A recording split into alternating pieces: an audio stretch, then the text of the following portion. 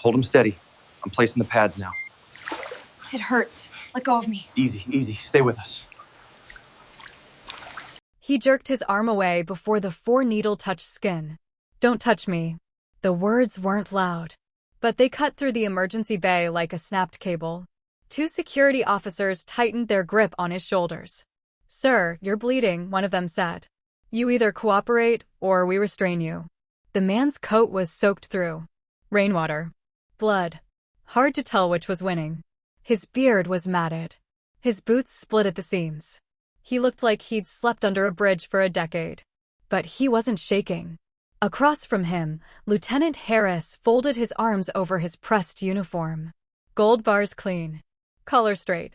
Boots mirror bright. "This is a military hospital," Harris said evenly. "You don't get to dictate terms here." The homeless man's eyes flicked to the insignia, then back to the floor. "I didn't ask to be here." "You collapsed outside Gate 3, Harris shot back. "On federal property." One of the nurses tried again with the 4. The man's muscles locked. "Last warning," Harris said. A small crowd had formed: orderlies, 2 corpsmen, a few off-duty service members still in PT gear. Watching. Waiting. The man's voice stayed low. Controlled. "I said no." Harris exhaled sharply. "You don't have clearance to refuse treatment on base. You're not active. You're not anything." He nodded to security. "Hold him." They forced him back into the chair. The metal legs screeched against tile. A rookie nurse stepped forward with gauze. Young. Fresh scrubs. Hands steady, but eyes uncertain. "Sir," she said softly, "we're just trying to stop the bleeding." The homeless man looked at her differently. Not angry. Not afraid. Just tired. "I know what you're trying to do. Then let us help."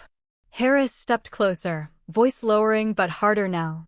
"You people think you can wander onto a base and make demands. You think this is a shelter." The man's jaw tightened. Security pinned his wrist to the armrest. The 4-needle pierced skin. He didn't cry out. But something in his posture changed, shoulders squaring despite the restraint. Chin lifting a fraction. Harris noticed. "Funny thing," the lieutenant continued, loud enough for the room, "every week it's the same story. Used to serve. Used to matter." He gave a thin smile. "You don't have records in our system. No ID. No clearance. That tells me everything." A flicker crossed the man's face. Gone as quickly as it came. One of the corpsmen muttered under his breath, uncomfortable. The rookie nurse pressed gauze against a deep gash along the man's ribs. The cut wasn't from a fall. It was too clean. Too deliberate. She hesitated. Harris caught it. "Is there a problem, nurse?" "No, sir." "Then finish."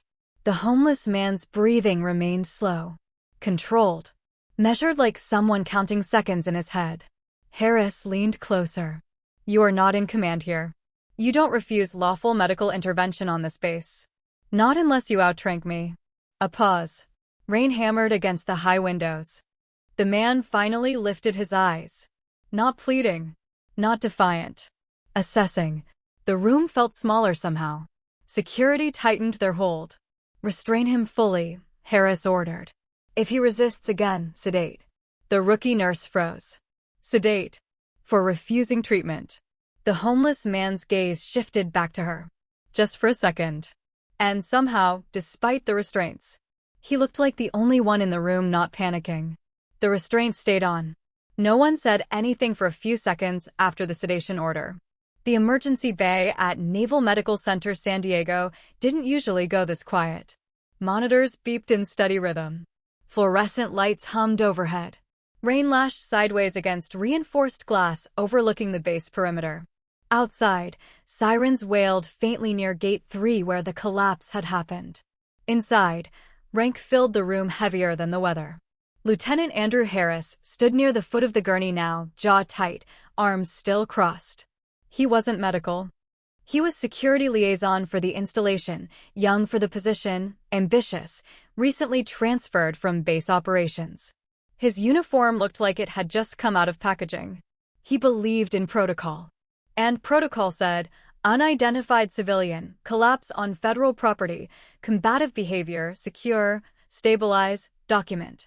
No exceptions. Vitals. Harris asked without looking at the monitors. Elevated heart rate.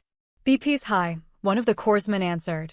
Because you're holding him down, the rookie nurse said before she could stop herself.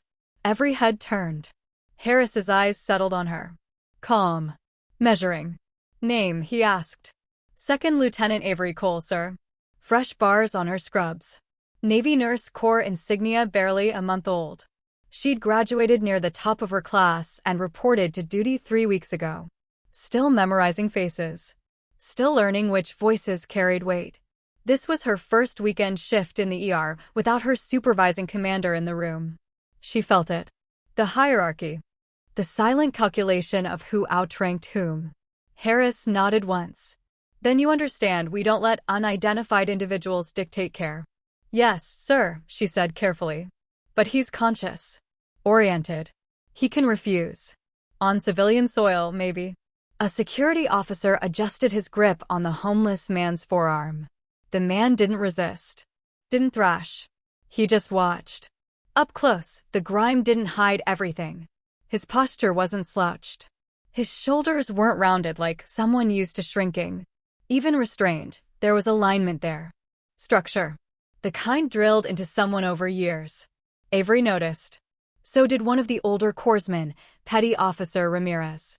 15 years in. 2 deployments. He stood back slightly, studying the patient in silence. Any ID yet? Harris asked. Negative, Ramirez replied. No wallet. No tags. Harris gave a dry smile.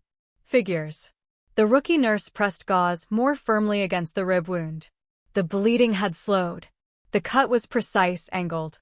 Not random. She leaned closer. Low voice. Sir, how did this happen? The homeless man didn't answer immediately. His eyes flicked toward the door.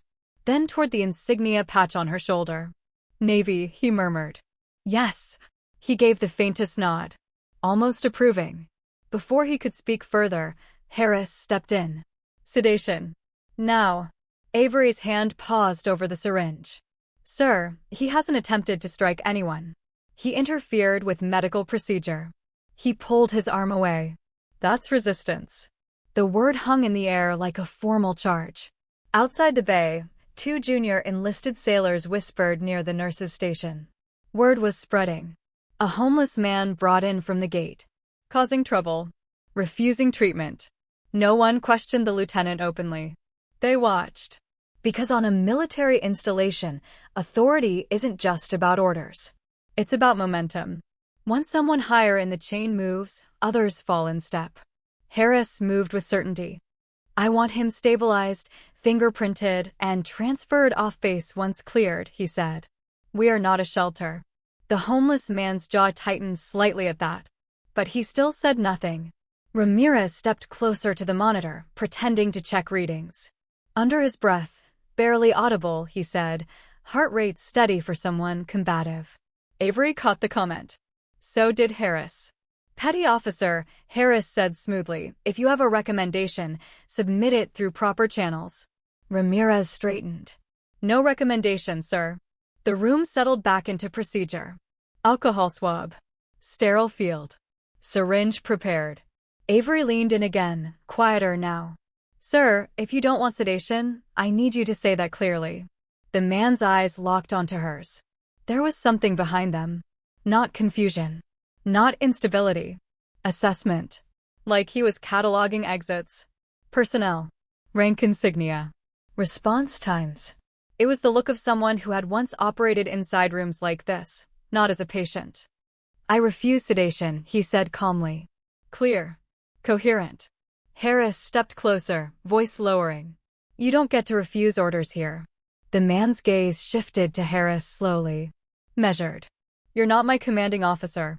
The sentence was quiet. Almost conversational. But it changed the temperature of the room by a degree. Just enough for Avery to feel it. Harris's expression didn't shift. But a muscle along his jaw pulsed once. You don't have a command, he replied. You don't have a record. Silence. Rain continued its steady assault outside. The base loudspeaker crackled faintly somewhere in the distance, announcing a routine vehicle inspection drill. Normal operations. Controlled environment. Inside the ER bay, the homeless man finally leaned back against the gurney, restraints tight around his wrists. He looked at the ceiling as if listening to something only he could hear. Then he exhaled. Slow. Patient. Like he'd seen rooms like this before. And knew exactly how they tended to end. Transfer him. Lieutenant Harris didn't raise his voice. He didn't have to. The restraints were removed only long enough to secure heavier transport cuffs. Steel this time. Not the soft medical straps. Petty Officer Ramirez hesitated half a second before snapping them closed. The sound carried. Avery felt it in her chest. We're moving him to observation, Harris continued. Public intake corridor. I want documentation on record. Public. The word wasn't accidental. 2 security officers lifted the man from the gurney. He stood on his own once upright. No wobble. No confusion from blood loss. Just balance. Easy, one officer muttered automatically. The homeless man didn't respond. They walked him out of the ER bay and into the main corridor of Naval Medical Center San Diego. Fluorescent lights stretched down polished floors. The hallway was busier now. Saturday evening meant dependents, retirees, off-duty personnel. Heads turned immediately. Whispers followed. He's in cuffs. Civilian. Looks like it. Avery walked slightly behind, carrying the chart tablet. She could feel eyes on her uniform. On the prisoner. On the lieutenant leading the procession like a press conference without cameras. Harris slowed deliberately near the central intake desk. Log him, he said to the administrative petty officer. Unidentified male. Non-compliant. Possible trespass. The word hung in the air. Trespass. The man's jaw tightened again, but he didn't speak. The petty officer glanced up uneasy. Sir, Gate 3 called it a medical collapse. Gate 3 isn't command, Harris replied evenly. A small group of sailors in working blues had gathered near the vending machines. One nudged the other. Damn, someone muttered. Guy must have lost it. Avery felt heat crawl up her neck. She stepped closer to the patient. He's coherent, she said carefully. Vitals stable. Harris didn't look at her. Noted. The homeless man shifted slightly, adjusting his stance as security kept hold of his arms. Even cuffed, he stood straight. Chin level. Eyes scanning exits, not the crowd. Ramirez noticed. So did one of the older veterans seated in the waiting area, gray hair, navy cap folded in his hands. The veteran watched quietly, expression tightening. Sir, Avery tried again, lowering her voice. This could escalate. That's the point, Harris replied. The hallway fell quieter as more people slowed to watch. Humiliation wasn't loud. It was visible. Harris stepped directly in front of the man. State your name for the record. Silence. State your name. The man looked past him, toward the large American flag mounted above the intake desk. I don't answer to you, he said. A murmur rippled through the hallway. Harris smiled thinly. You're on federal property and restraints. You answer. The man's breathing remained slow. Security tightened their grip reflexively. Fingerprint him, Harris ordered. A technician wheeled over the portable scanner. Avery's hands curled slightly around the tablet. Her knuckles went pale. This isn't necessary, she said quietly. Harris finally turned to her. Lieutenant Cole, if you're uncomfortable, you're welcome to observe silently. The words were polite. The tone wasn't. She stepped back. The technician pressed the man's cuffed hand to the scanner. Nothing. No record found, the technician said. Harris exhaled sharply. Run it through DoD database. The second scan took longer. People waited. Watched. The veteran in the chair stood up slowly now, leaning on a cane. He didn't approach. Just watched closer. The screen blinked. Processing. Processing. Systems lagging, the technician muttered. Harris folded his arms again. Of course it is. The homeless man's eyes flicked once to the technician. Then back to Harris. You're making a mistake, he said calmly. The steadiness irritated Harris more than shouting would have. Mistake. Harris repeated. You refuse lawful medical care. You refuse identification. You collapse at a secure gate. That's not a mistake. That's a liability. Avery noticed something subtle. The man's shoulders weren't slumped in defeat. They were squared. Like he was tolerating this, not enduring it. Ramirez shifted his weight uncomfortably. Sir, with respect, he hasn't been aggressive. Harris didn't take his eyes off the patient. He challenged authority. The hallway seemed to shrink around the statement. Challenged authority. The technician cleared his throat. Sir, partial match. Everyone froze. Partial. Harris asked. Database cross-reference flagged something. But access is restricted. A beat of silence. Restricted how? Harris pressed. Above my clearance. The words landed heavier than expected. The veteran in the waiting area straightened fully now. Harris's jaw flexed once. Run it again, he said. I did, sir. The homeless man finally shifted his gaze to Avery. Not pleading. Not triumphant. Just watching her reaction. Harris stepped closer again, invading the man's space. You think this is funny? No response.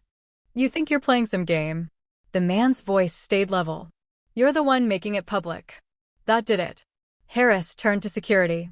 Escort him outside. Base security intake. If he won't cooperate here, he can sit in a holding room until he decides to. A ripple of surprise moved through the small crowd. Outside meant visible transport. Vehicle. Lights. The optics would be clear. Trespassing civilian detained on military property. Avery stepped forward despite herself. Sir, his wound will be dressed before transfer. The veteran with the cane spoke then, voice rough. Lieutenant. Harris turned slowly. With respect, the veteran continued, that man doesn't carry himself like a trespasser. Security stiffened. The hallway held its breath. Harris's expression cooled further. Sir, I appreciate your concern. Please return to your seat. The veteran didn't move immediately. The homeless man didn't look at him. He kept his eyes forward. Controlled. Measured. The technician's scanner beeped again. Another alert. Sir, the technician whispered, eyes widening slightly. There's a classification tag attached. Harris didn't ask what kind. He didn't want the hallway hearing more uncertainty. Clear the corridor, he ordered sharply. Now. But it was too late. People had already seen the hesitation. The glitch. The restricted notice. And for the first time since this started, the power in the hallway didn't feel as stable as it had 5 minutes ago. Clear the corridor. Now. Lieutenant Harris's voice cut sharper this time. Security moved immediately, ushering sailors and dependents back toward waiting areas. The veteran with the cane lingered a second too long before Ramirez gently guided him away. It's fine, Ramirez murmured. We've got it. But his eyes weren't convinced. The intake desk screen still glowed. Restricted access, command authorization required. The technician swallowed. Sir, I can't override it. Harris stepped closer to the monitor, blocking it from view. You don't need to. Log the attempt. That's all. He didn't like screens that didn't answer him. The homeless man stood in cuffs between 2 security officers, rainwater still drying across his coat. His breathing remained slow, almost deliberate, not anxious. Waiting. Avery noticed something else. When Harris had ordered the corridor cleared, most people moved quickly. The security officers did not adjust their posture the way they had earlier. Their grip was still firm, but no longer aggressive. Subtle. Almost respectful. Like they weren't entirely certain who they were holding anymore. Move him, Harris said. They started toward the exterior exit that led to base security intake. The man didn't resist. But as they walked, he glanced once at the ceiling-mounted cameras. Not fear. Assessment. Avery felt the shift again. Small. Hard to define.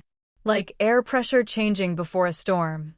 Outside the sliding doors, wind pushed rain across the pavement in sheets. A base patrol vehicle idled near the curb, red and blue lights off but ready. The door opened. Cold air flooded in. For a second, the smell of wet asphalt and ocean salt filled the hallway. Ramirez leaned closer to Avery. You seeing this? Yes, she whispered. Doesn't feel right. No, it didn't. The homeless man paused at the threshold. Not because he was afraid to step into the rain. Because something had caught his attention. Across the parking lot, 2 Marine MPs stood near the vehicle. They'd been talking casually a moment ago. Now they were watching. Hard. One of them squinted slightly, head tilting. Recognition. Maybe. Or maybe Avery was imagining it. Harris stepped forward. Keep moving. The man complied. Outside, rain hit his face. He didn't flinch. Didn't blink against it. His eyes moved once toward the MPs.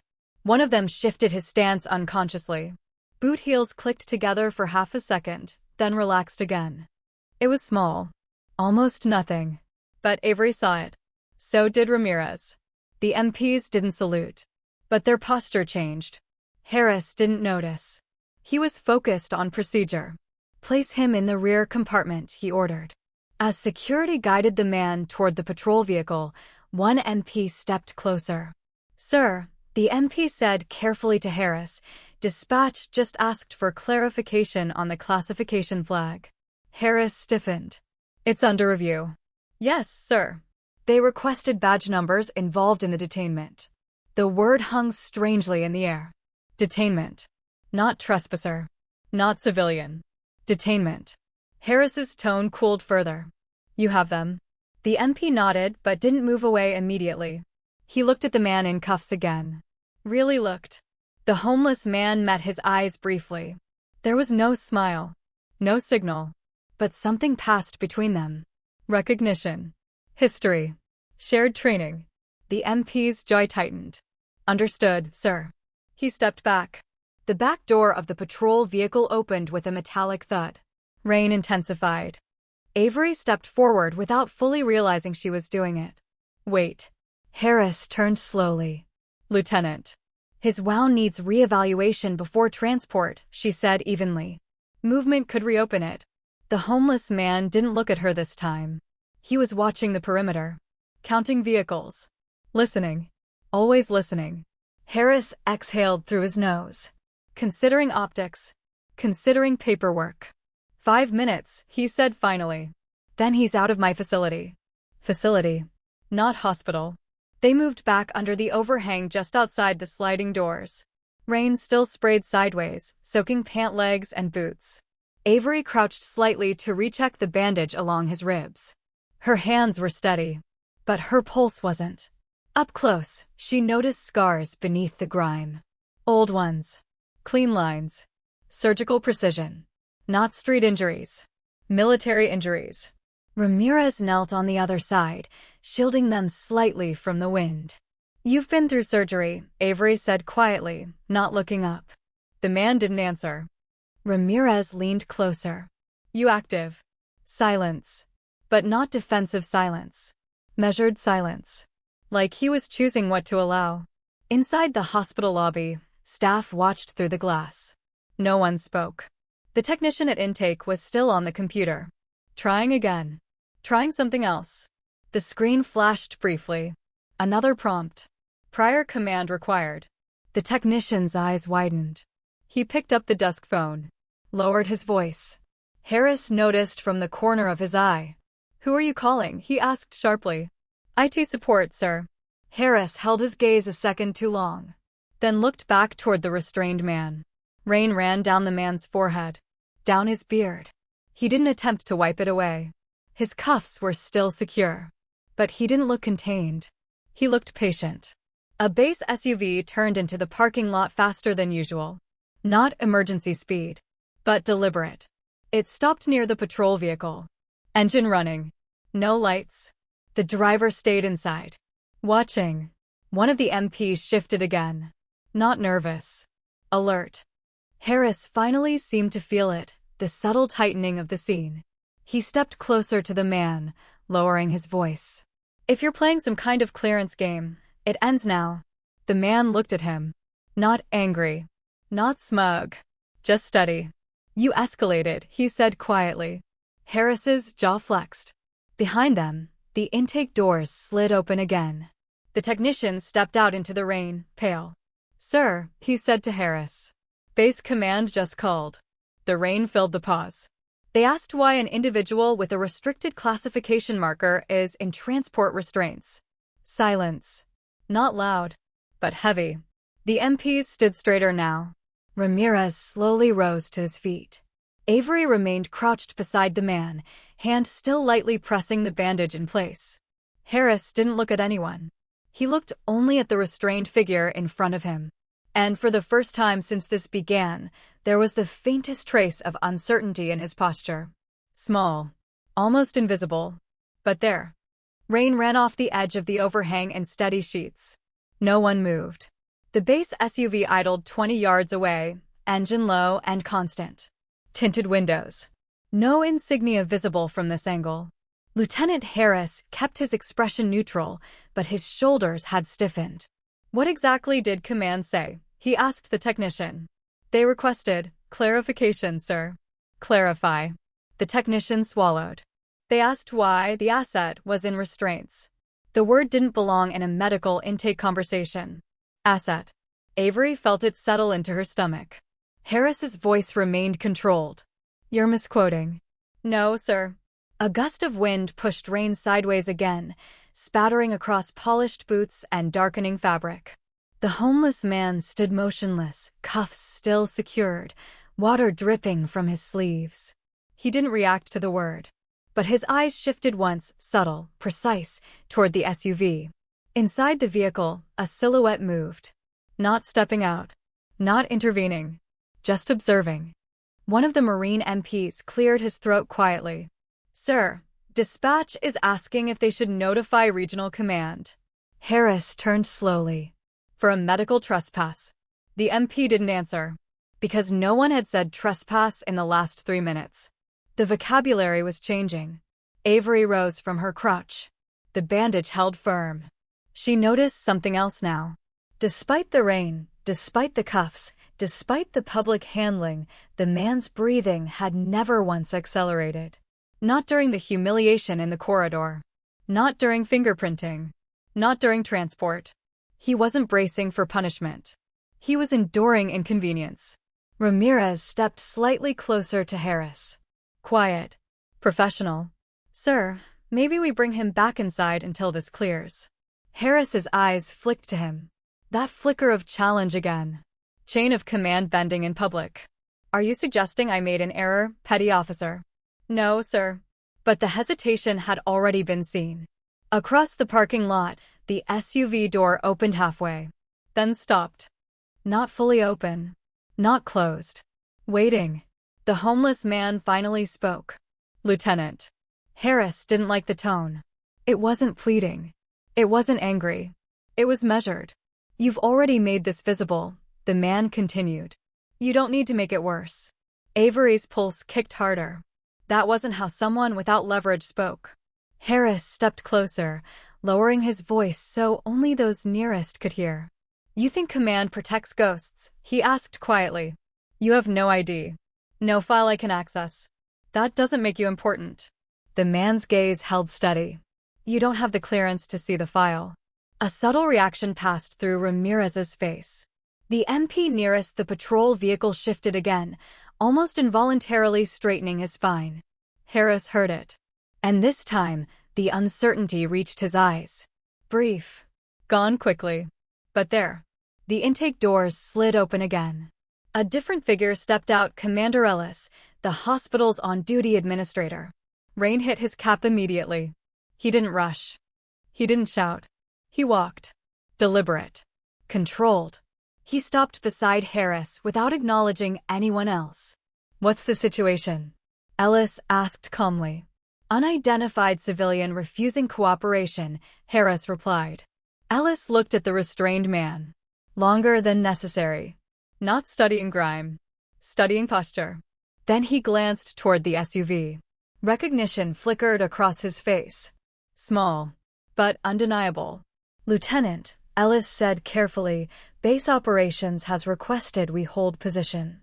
"Hold position," Harris repeated. "Yes." "For what?" Ellis didn't answer directly. Instead, he turned slightly toward the technician. "Did you run biometric cross-reference through legacy system?" "Yes, sir."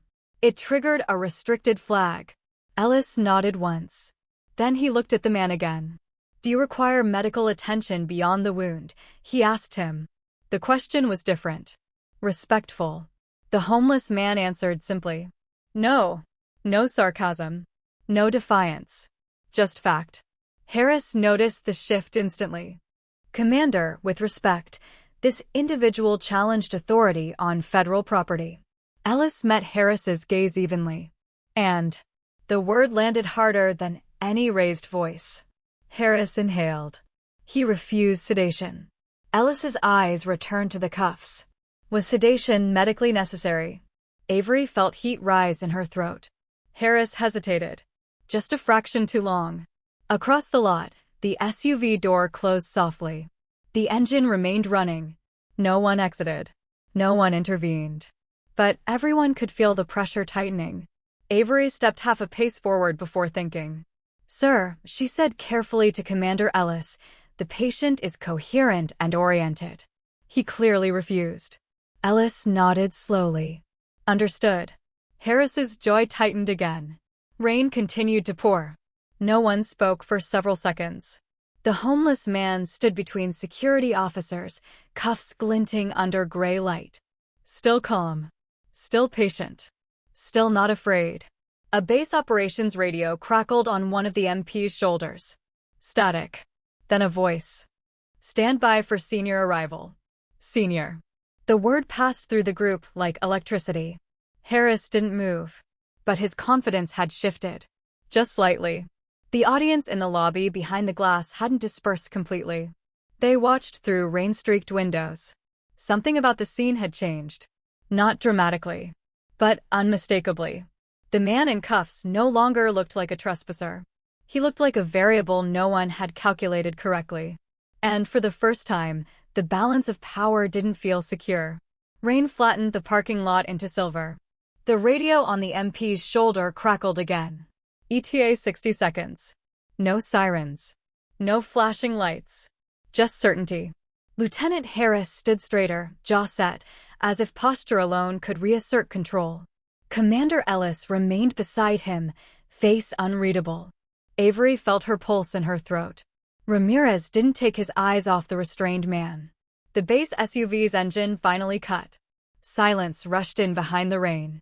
The rear passenger door opened. Polished black shoes hit wet pavement first. Then a dark overcoat. Then the unmistakable glint of a star at the collar. Rear Admiral Thomas Caldwell. Even in rain, even without ceremony, rank radiated from him. Every MP snapped to attention instinctively. Boot heels struck pavement in unison. Salutes went up. Harris froze half a beat too late before snapping his own salute. "Admiral on deck," one of the MPs called out, voice tight. The word Admiral carried farther than the rain. Inside the hospital lobby, silhouettes straightened behind the glass. Caldwell didn't return the salutes immediately. His eyes moved past the line of uniforms. Past Harris. Past Ellis. And settled on the man in cuffs. For 3 full seconds, no one breathed. Then Caldwell stepped forward. Water beaded along his coat, but he didn't seem to notice. His gaze didn't waver. "Remove the restraints," he said. Not loud. Not angry. Absolute. Harris hesitated. Just long enough for everyone to see it. "Sir," Harris began carefully. This individual, Caldwell's eyes shifted to him. The interruption died mid-sentence. "Remove," Caldwell repeated. The MP nearest the homeless man moved instantly, unlocking the cuffs with hands that were no longer casual. The steel dropped away. No one needed to be told twice. The man lowered his wrists slowly once free. No stretching. No rubbing. Just composure. Caldwell stepped directly in front of him. Rain ran between them. For a moment, they simply looked at each other. Then Caldwell raised his hand in a crisp salute. Perfect form. Sharp. Deliberate. Every muscle in the parking lot locked. The homeless man held his gaze a second longer. Then, despite the soaked coat and unshaven face, despite the grime and blood, he returned the salute. Equally precise. Equally sharp. The shift was immediate. Tangible. The MPs straightened further if that was possible. Ramirez's eyes widened almost imperceptibly. Avery felt something in her chest unlock. Harris didn't lower his salute until Caldwell did. "Welcome back, Captain," Caldwell said quietly. The title landed like thunder. Captain. Not civilian. Not trespasser. Not asset. Captain. A Navy 06. Senior to every officer present except the Admiral himself. Harris's hand dropped slowly. Color drained from his face. The man, Captain, lowered his salute and nodded once. "Admiral." His voice carried authority without volume. Caldwell turned slightly toward Harris. "This officer's record is compartmentalized under Special Activities Command," Caldwell said evenly. "Access restricted to flag rank and above." Rain softened the edges of the moment, but couldn't blur it. Harris swallowed. "I was not informed, sir." "You were not cleared," Caldwell replied. No anger. Just fact. Commander Ellis stepped back half a pace, understanding fully now. Avery stared at the captain. The posture made sense. The scars made sense. The calm. The refusal. The way he had endured public humiliation without reacting. Because he hadn't been powerless. He had been choosing restraint. Caldwell looked back at the captain. "You were scheduled to report tomorrow." "I prefer to observe first," the captain answered. His eyes shifted briefly toward Harris. No malice. Just memory. Harris felt it. "You observed enough?" Caldwell asked. A pause. "Yes, sir." The Admiral nodded once. Then his gaze hardened slightly as he turned to Harris. "Lieutenant." "Explain." Rain filled the silence that followed. Harris straightened instinctively. "Training overriding panic." "Sir." The individual collapsed at Gate 3. "Refused identification. Refused medical procedure. Database returned restricted flag without clarification. I acted under installation security protocol."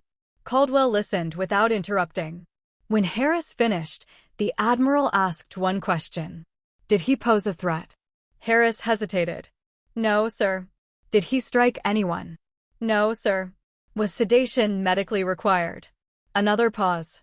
"No, sir." Avery felt the admission land. Caldwell's voice remained steady. "Then you escalated authority in a public setting without confirmed cause." Harris's jaw tightened. "Yes, sir." The captain spoke for the first time since the salute. "You made it visible," he said calmly to Harris. "That matters." "Not cruel. Not vindictive. Instructional." The words cut deeper because of that. Caldwell turned slightly toward the MPs. "Stand down." The posture across the parking lot eased a fraction. Inside the hospital lobby, staff slowly began to move again, though every eye remained fixed outside. Avery stepped forward without realizing she was doing it. "Sir," she said quietly to the captain, "your wound needs proper care." He looked at her. Really looked. Recognition flickered in his eyes, not of identity, but of professionalism. "Thank you, Lieutenant," he said. Her spine straightened unconsciously. Not because of rank. Because of respect. Caldwell nodded toward the entrance. "Let's finish this inside." This time, no one escorted the captain. No one held his arms. He walked under his own authority. The group parted naturally as he passed. Inside the corridor, the energy had transformed. Sailors who had whispered minutes earlier now stood rigid. Eyes forward. The veteran with the cane stood again. And this time, he saluted. Slow but steady. The captain paused just long enough to return it. A quiet exchange. Unspoken history. Harris followed several steps behind, the weight of the shift pressing visibly on his shoulders. Power hadn't just reversed. It had clarified. In the ER bay, as Avery prepared proper treatment supplies, the captain removed his soaked coat. Beneath it, despite worn civilian layers, the bearing remained unmistakable. Caldwell remained near the doorway. "Your evaluation will proceed as planned," the Admiral said. "Effective tomorrow." The word evaluation tightened the air again. Harris heard it. So did Ramirez. The captain met Caldwell's gaze. "Understood." Caldwell looked once more at Harris. "We'll discuss command judgment separately." No threat. No raised voice. But the consequence was clear. Professional. Earned. Harris nodded stiffly. "Yes, sir." As Avery cleaned the wound properly this time, without restraint, without pressure, the captain remained steady. "You handled yourself well," he said quietly to her. "I wasn't sure I was allowed to," she admitted. He gave the faintest hint of a smile. "Authority isn't volume, Lieutenant. It's control." Behind her, Harris stood silent, learning. The rain outside finally began to ease. And in the bright fluorescent light of the ER bay, everyone now understood exactly who had been standing in cuffs. And who the rain stopped before midnight. By then, the emergency bay had returned to its normal rhythm, stretchers moving, monitors beeping, orders exchanged in low, efficient tones. But the air hadn't fully reset. Not for everyone. Lieutenant Harris stood alone in a small administrative office off the main corridor, jacket folded neatly over the back of a chair. His service cover rested on the desk in front of him. The fluorescent light overhead hummed softly. He wasn't under arrest. He wasn't being shouted at. He was waiting. Across the base, Rear Admiral Caldwell was still in conference with Hospital Command and Installation Security. Doors closed. Voices measured. Professional. That made it worse. Harris replayed the scene in his head with clinical precision. The words he chose. The posture he held. The moment he ordered restraints upgraded. The corridor. The public fingerprinting. Challenged authority. He'd said it twice. In a military culture built on hierarchy, challenging authority carried weight. He'd leaned on that weight. But he'd leaned too far. A knock at the office door. "Enter." Commander Ellis stepped in first. Caldwell followed a moment later. Harris rose instantly to attention. "At ease," Caldwell said. He remained standing anyway. Caldwell didn't sit. He didn't pace. He stood across from Harris with the same composure he'd held in the rain. "Lieutenant," Caldwell began, "this will not be a public spectacle." Relief flickered across Harris's face before he could suppress it. Caldwell noticed. "This is not mercy," the Admiral continued. "It's containment." The word landed quietly. Ellis remained silent, hands clasped behind his back. "You followed portions of protocol," Caldwell said. "Initial detainment at the gate was appropriate. Medical evaluation was appropriate." Harris nodded once. "You escalated beyond necessity." A pause. "You converted uncertainty into accusation." Harris's throat tightened slightly. "Sir, I know what you believed," Caldwell said calmly. "Belief is not clearance." The room stayed still. "You publicly restrained a senior officer under observation status," Caldwell continued. "You ordered sedation without medical indication. You dismissed subordinate medical judgment in a visible setting." Each sentence was measured. No raised voice. No dramatics. Professional accounting. "The Navy does not punish initiative," Caldwell said. "But it does correct misuse of authority." Harris held his posture rigid. "You will receive a formal letter of counseling placed in your record," Caldwell concluded. "You will attend command judgment review training within 30 days. Effective immediately, you are removed from installation-wide public security liaison duties, pending evaluation." The words weren't explosive, but they were career-shaping. A visible track. Redirected. "Yes, sir," Harris said. His voice was steady. "Barely." Caldwell studied him for a moment longer. "Authority is not proven by volume or visibility," the Admiral said. "It is proven by restraint." The same word the captain had used. Restraint. "Learn that," Caldwell added quietly. "Yes, sir." Caldwell nodded once and left the room. Ellis lingered a second longer. "This won't end your career," Ellis said evenly. "But it will define how you carry it from here." Then he followed the Admiral out.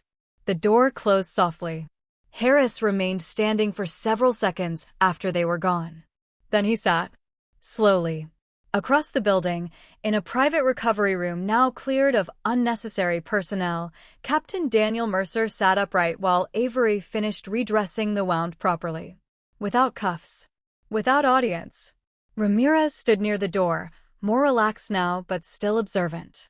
"You'll have a scar," Avery said quietly. "I have others," Mercer replied. There was no bitterness in his tone. Just fact. A knock sounded at the door. Caldwell entered alone this time. Ramirez stepped aside. "Room secure." Caldwell asked. Yes, sir, Ramirez answered before stepping out and closing the door. Caldwell faced Mercer. You made your point. Mercer met his gaze. I observed. Caldwell allowed the faintest exhale. You could have stopped it sooner. Yes, sir. Why didn't you? Mercer's eyes shifted briefly toward the door Avery had exited moments earlier. Because pressure reveals character. Silence followed. You were evaluating the base, Caldwell said. Yes, sir. And? Mercer leaned back slightly. Most performed as trained. A pause. One didn't. Caldwell nodded slowly. Harris. Yes. He's not malicious, Caldwell said. No, Mercer agreed. He's insecure. The word wasn't insult. It was assessment. Insecurity plus authority is volatile, Mercer added quietly. Caldwell didn't argue. Your assignment begins tomorrow, the Admiral said. Officially. Mercer nodded. Outside in the corridor, Avery leaned against the wall briefly, letting her breathing settle. The adrenaline had long since faded, leaving behind something heavier. Not fear. Clarity. Ramirez approached. You all right, Lieutenant? Yes, she said. Just processing. He gave a small nod. You spoke up, he said. So did you. He shrugged lightly. Experience. She looked toward the closed recovery room door. He let it happen, she murmured. Ramirez didn't ask what she meant. He never lost control, she added. No, Ramirez agreed. He didn't. Down the hall, Harris walked past without meeting their eyes. Not disgraced. Not shamed publicly. But quieter. Measured. The hallway didn't whisper this time. It observed. Authority on a base doesn't disappear overnight. But it does shift. Word would spread carefully. Controlled. Sanitized. An evaluation exercise. Miscommunication. Clearance oversight. Official language. But those who had stood in the rain knew better. They had watched power move without raising its voice. They had seen cuffs unlocked with a single sentence. They had watched a salute rewrite the room. And none of it required humiliation to correct. Just clarity. Just consequence. Just memory. In his recovery room, Captain Mercer stood once the Admiral left. He adjusted the fresh bandage slightly. Then he stepped to the window overlooking the parking lot where rainwater still pooled in shallow reflections. Tomorrow, he would step into command oversight officially. Tonight, he had already learned what he needed. Across the base, Lieutenant Harris sat alone under fluorescent light, rereading the counseling memorandum placed in front of him. Not destroyed. Not ended. Corrected. On a military installation, consequences rarely explode. They settle. Quietly. And they linger. Had misjudged him. By morning, the storm had passed completely. Naval Medical Center San Diego looked the way it always did at first light, orderly, controlled, sun reflecting off glass and concrete as if nothing disruptive had happened the night before. Routine resumed quickly on military installations. It always did. 0700 briefings. Shift changes. Equipment checks. Clean floors. Crisp uniforms. Structure had a way of swallowing incidents whole. But memory moved differently. In the ER bay, Second Lieutenant Avery Cole adjusted her collar before the morning turnover report. Her reflection in the stainless steel cabinet looked steadier than she felt. She had barely slept. Not from fear. From awareness. She replayed the moment of the salute again, the way the Admiral's hand came up first. The way the man in soaked civilian clothes returned it without hesitation. Perfect form. Unmistakable bearing. She had studied military customs for years. But she had never seen authority move like that without raising its voice. Across the room, Petty Officer Ramirez handed off equipment logs to the incoming corpsman. Everything's stocked, he said. No surprises. But he glanced once toward the door. There had been a surprise. And it hadn't come from the man in cuffs. It had come from the realization that rank could exist quietly, invisibly, and still carry weight. Outside the hospital, base traffic moved with its usual precision. Marines jogging information. Civilian contractors swiping badges. Officers heading toward morning meetings. Among them walked Captain Daniel Mercer. No overcoat now. No rain. Clean uniform. Dress blues pressed sharply, ribbons aligned, insignia exact. The transformation wasn't theatrical. It was clarifying. Those who had seen him the night before felt it immediately. The same posture. The same calm.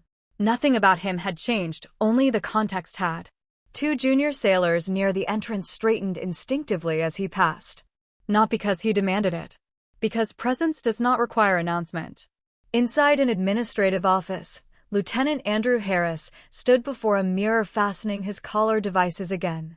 His record now contained a letter that would follow him quietly.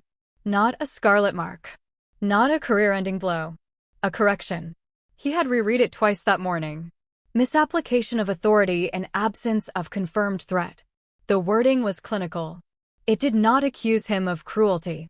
It did not question his loyalty. It questioned his judgment.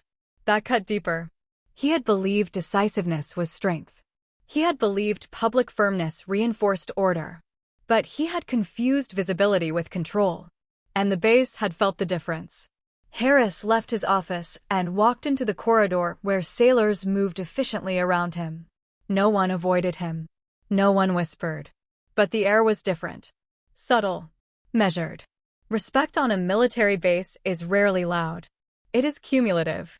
It builds or erodes over moments no larger than a sentence spoken in public. Across the installation, Captain Mercer entered a secure conference room where senior officers waited. Rear Admiral Caldwell stood at the head of the table. Chairs scraped lightly as officers rose. Not because Mercer outranked them all, but because they understood the purpose of his presence.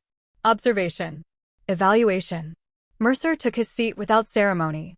He did not reference the night before. Neither did Caldwell. Military culture does not linger on embarrassment. It integrates it.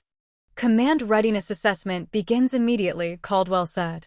We start with installation leadership. Mercer's pen moved across a notepad once. No theatrics. No retribution. Just process. Meanwhile, in the ER, Avery received a new patient, routine fracture, nothing dramatic. She worked efficiently, voice calm, hands steady.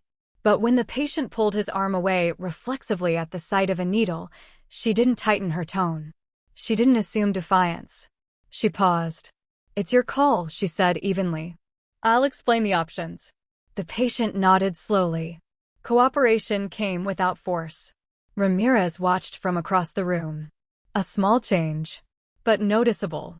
Leadership in medicine, like leadership in uniform, often hinges on restraint. Later that afternoon, Harris crossed paths with Mercer outside the administrative building. It was not staged. No audience gathered. Just two officers meeting on a concrete walkway. Harris stopped first and came to attention. Captain. Mercer returned the courtesy without hesitation. Lieutenant. There was no edge in his voice. No triumph. Only acknowledgement. Harris held eye contact longer than was comfortable. I misjudged the situation, sir. Mercer studied him quietly. Yes, he said. No elaboration. No lecture. Harris exhaled slightly. I won't repeat it. I expect you won't. Mercer adjusted the folder in his hand. Authority isn't threatened by questions, he added calmly. It's threatened by insecurity. The sentence wasn't delivered as punishment. It was delivered as instruction. Harris nodded once. Understood, sir. They parted without further exchange. No handshake. No dramatic reconciliation. Just correction acknowledged.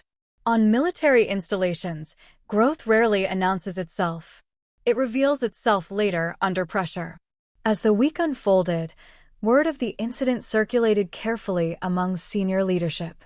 Sanitized reports. Structured summaries. But among those who had stood in the rain, the story carried a different weight. They remembered the cuffs unlocking. They remembered the salute. They remembered how quickly posture changed once truth was visible. The lesson did not spread through gossip. It spread through behavior. A junior corpsman questioned an unnecessary order during rounds and did so respectfully. The supervising officer paused instead of dismissing him. A petty officer clarified protocol before escalating a situation at the gate. A Marine MP hesitated before labeling a civilian as non-compliant. Small adjustments. Not revolutionary, but cumulative. Rear Admiral Caldwell observed these shifts without comment. That was the point of an evaluation. Not to punish loudly, but to reveal quietly. Late one evening, Mercer returned alone to the hospital parking lot where rainwater had dried into faint mineral streaks on the pavement. The space looked ordinary now. Cars parked neatly. Lights steady. No tension in the air. He stood in the exact place where cuffs had clicked shut around his wrists. He did not dwell on the humiliation, because it had not been humiliation. It had been information. Authority had shown itself, both its strength and its weakness. He had not stopped the escalation because he needed to see how far it would go without correction. Not to trap anyone, but to understand the culture beneath the surface. On paper, Naval Medical Center San Diego ran efficiently. On the ground, it now ran slightly wiser. Mercer looked up at the hospital windows reflecting the setting sun. Power, he knew, was rarely about who could command the loudest. It was about who could maintain control when misunderstood. The man in cuffs had never been powerless. He had been patient. There is a difference. And patience under pressure reveals more about character than dominance ever could. Inside the hospital, Avery finished her shift and stepped outside into cooling evening air. She paused briefly, looking across the lot. She had joined the Navy believing authority was tied to insignia. She still believed in rank. But she understood something deeper now. Respect is not enforced. It is earned in how you treat those who appear to have none. Somewhere across the base, Harris remained at his desk later than usual, reviewing policy language with greater attention to nuance than before. Correction had not broken him. It had refined him. And refinement is quieter than punishment. In the conference room upstairs, Mercer closed his evaluation file for the day. He did not mark the base as failed. He marked it as learning. And learning, in military culture, is survival. The storm had passed, but its memory remained not as chaos, as calibration. Because authority, when misused, weakens itself. And when restrained, strengthens everyone around it. That is the difference between control and command. Between volume and presence. Between insecurity and confidence. The cuffs had clicked shut loudly. The salute had answered more quietly. And in the space between those two sounds, an entire installation remembered what leadership is supposed to look like.